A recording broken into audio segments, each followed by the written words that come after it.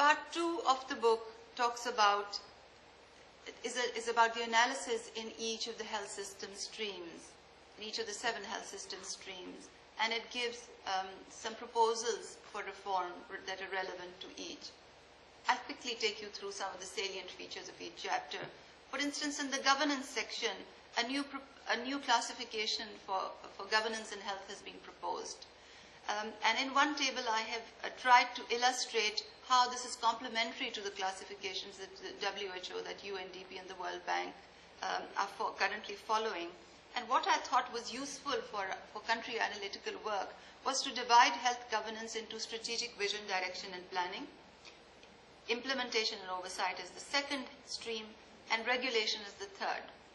So the second stream, which is implementation and oversight, related more to directly provided services by the government, and that further could be analyzed under the heads of public procurements, human resource hiring and placements, and oversight of quality standards in directly managed services, whereas regulation could be dissected for analytical purposes under 3 streams of regulation of volume, quality, and price, and that you'd have to look at each stream in a cross-tabulated fashion when it came to medical education or private medical services or medicines and related products. So essentially, implementation and oversight related to the public stream of governance, whereas regulation related to the private stream of governance. Then there are 3 pages where, and this has been a very difficult piece to write, because what I've tried to do is to inventorize areas vulnerable to malpractices and inefficiencies in each of the areas where the classification was proposed. And I've tried to hammer out what the role of the public sector is in perpetuating those, who the responsible stakeholders are, and how the private sector aggravates it or could act as a deterrence against it. So there are 3 pages of this table. There's subsequently something which I found very interesting during my qualitative research, and that has to do with the parallel family. Thank you, Tim, and let me begin by congratulating Sanya on this piece of work, and certainly to reflect the sentiments here that we do hope that this book can be an agent for change for health in Pakistan, but also beyond. And I think this draws also on the expressed views here that the situation and issues as you have presented them in choked pipes really reflects many of the same issues and the situation existing in many developing countries. And the fact that we can learn from each other, I think that was very well said. In your characterization of the health system, particularly when you looked at the inputs, in a way resembles very much our whole concept of the 6 building blocks.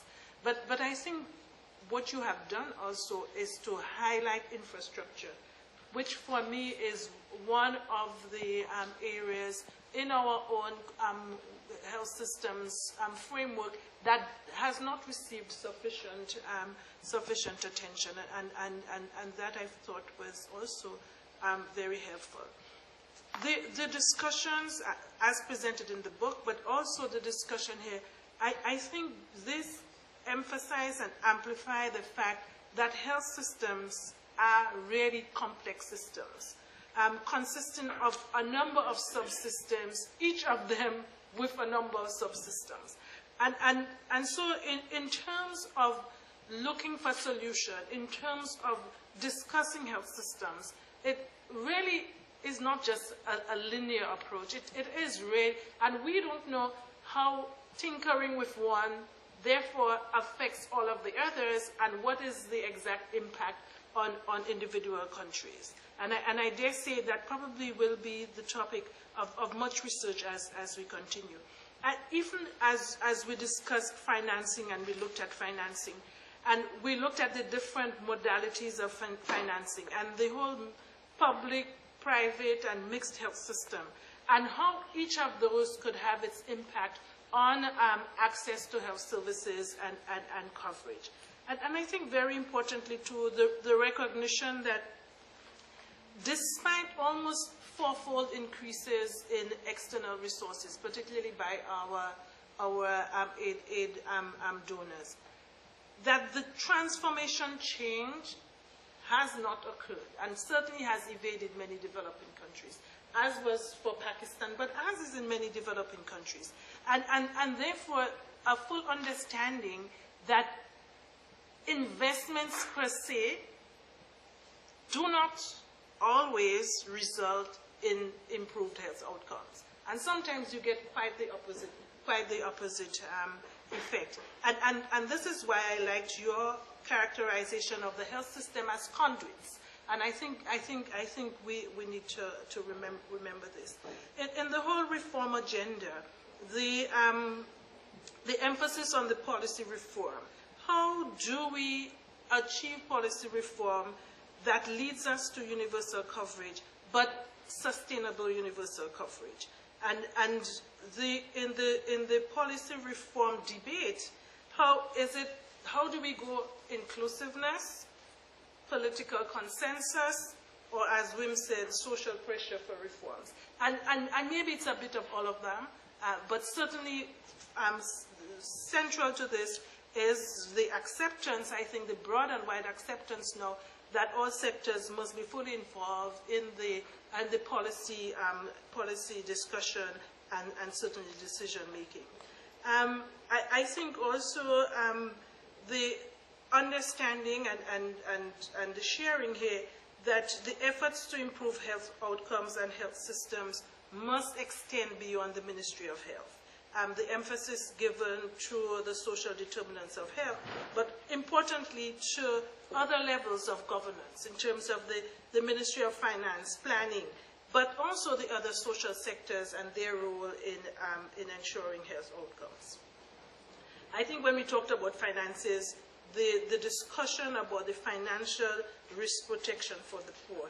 How do we utilize financial and financing approaches to increase efficiency, to increase coverage, to reduce waste? And I really noted in Sanya's presentation the emphasis that she places on corruption and the way she uncovers the blindness or the intentional blindness that has dominated the literature and also our talks here as far as the wastage and pilferage and corruption is concerned. And I think that is a big area of waste, and if we need to increase in efficiency, we are going to have to look at this. I just want to end with two questions to you. I think when we will have read this book, and certainly even as we sit here now, having listened to the discussion and the presentation, I would think that the questions that we should be posing to ourselves would be, what can WHO do to catalyze the transformative change in countries?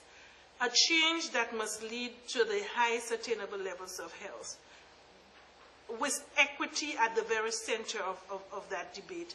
And how can we do it to ensure that it is sustainable? And I think that has to be a big question for us as an organization, and our response to Sanya's publication. And what I would say also, what can each of us in our various programs and on a day-to-day basis, what can we do towards this transformative change? And so with these few words, I once again want to thank our panelists and thank Tim, and certainly to extend our congratulations again to Sanya and our appreciation of the work that she continues to do in her home country, but also in many ways how she is always so willing to share her experiences with WHO in the various fora that she works with us in. So thank you very much. Thanks very much.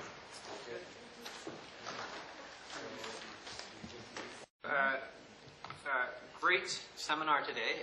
Sanya Nishtar, who many of you know, but some of you don't, is going to present on a book that she's just published with Oxford University Press called Choked Pipes, which is really a very impressive assessment and prescription with respect to the Pakistani health system.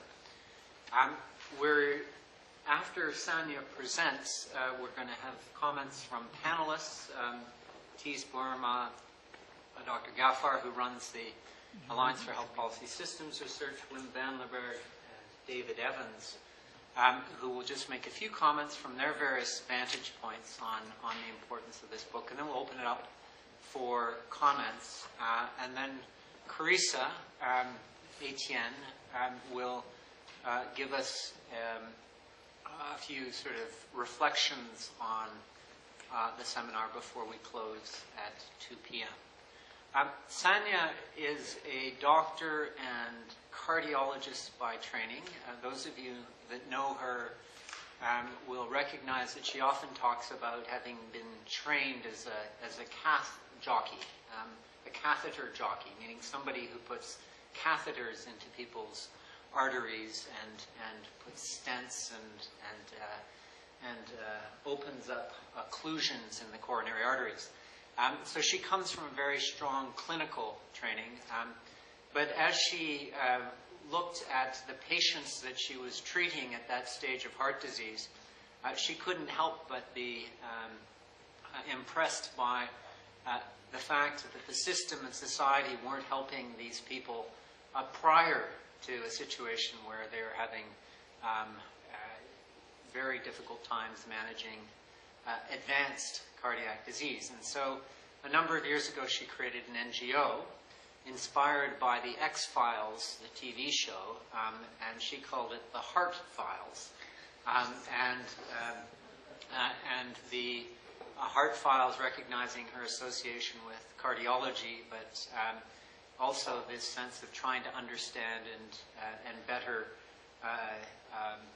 inform the Pakistani health system. And so Heart File, and many of you may have seen some of their regular bulletins that come across the e-waves, provides all sorts of insights on very specific health systems issues that are very important in the context of the Pakistani healthcare system.